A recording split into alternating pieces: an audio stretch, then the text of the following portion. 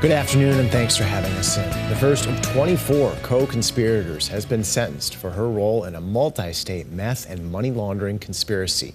Marissa Apocata, 36, of Sioux Falls, was sentenced to 10 years in federal prison. Beginning in July 2023, 24 individuals conspire with others to distribute 500 grams or more of meth in South Dakota and other locations. All conspirators come from Colorado, Minnesota, and South Dakota. You can find the full list of suspects involved on our website. Drug and alcohol addiction rates on Native American reservations tend to be high because of poverty, violence, and historical trauma. These are things that many people on the Crow Creek Reservation in central South Dakota are used to. Jean Nahomni works with tribal members to educate them on drugs and find sobriety. She says people turn to drugs and alcohol as a way to numb themselves from the difficulties of life. The number one problem is alcohol, of course, but there's the meth and now the opioids and being laced with fentanyl. We've had some fentanyl overdoses. In tonight's Eye on KELOLAND, Lauren Solik and I bring us the stories of 3 Crow Creek men and how they overcame the odds to find sobriety. In weather, we're looking at a windy and a warm forecast, at least for now, right, Megan? That is right. That wind will start to pick up as we head through the day tomorrow and into Friday. And today our temperatures are well above normal and getting warmer as we head through this afternoon. Right now, a few clouds working their way through Sioux Falls, 50 degrees, a south wind at about 5 miles an hour.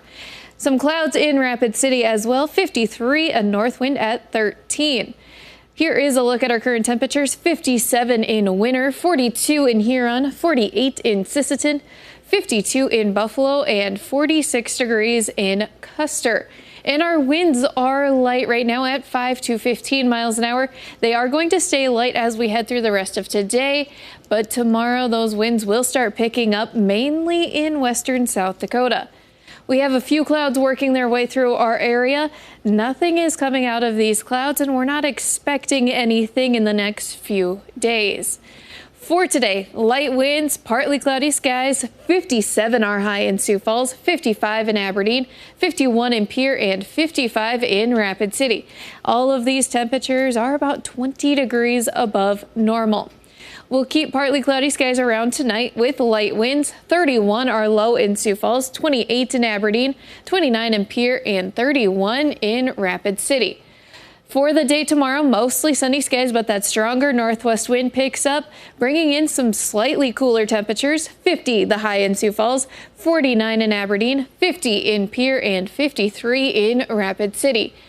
The wind sticks around through Friday for central and western South Dakota with partly to mostly cloudy skies and some slightly cooler temperatures with those highs in the 40s to low 50s.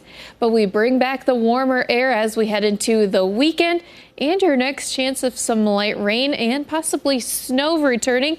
We'll take a look at that with your 7-day forecast in just a little bit. All right, thank you, Megan. Students at Renberg Elementary near Renner started their day with a surprise. Mr. Brown is a motivational speaker from California, but stopped at the school following a work trip to Minnesota. Brown has a video series on kindness, which Renberg's principal purchased with her own money. She uses it to reinforce positive behavior among students, and the videos are popular among students. I'm engaging, I'm silly, I'm really good on the floor with them, but I really want to give them a serious message. And I think I have a gift to be able to be silly, but also give a serious message at times. And so I think that's why one girl told me it's my big eyes, because I use my eyes. She's like, do that eye thing you do, Mr. Brown. So I don't know, I feel it's a privilege and I love it. Mr. is Brown's actual first name, and he hopes to return to South Dakota and visit more schools in the future. We're going to hear from a student and teacher about his surprise stop tonight on KELOLAND News. The EPA announced that South Dakota will get more than $42.9 million for drinking water and clean water infrastructure upgrades. The funding is part of the more than $50 billion water infrastructure upgrades from President Joe Biden's bipartisan infrastructure law. The investment is the largest in American history. This will support the water infrastructure that will protect public health and water bodies across the state. Former President Donald Trump confirmed a list of names rumored to be on his vice presidential shortlist during a town hall event in South Carolina yesterday. The list includes 3 former GOP candidates: South Carolina Senator Tim Scott, entrepreneur Vivek Ramaswamy, and Florida Governor Ron DeSantis. He also confirmed that South Dakota Governor Kristi Noem, Florida Representative Byron Donalds, and former Hawaii Rep Tulsi Gabbard are confirmed on his shortlist, but he did not provide a timeline for when he will announce his vice presidential pick.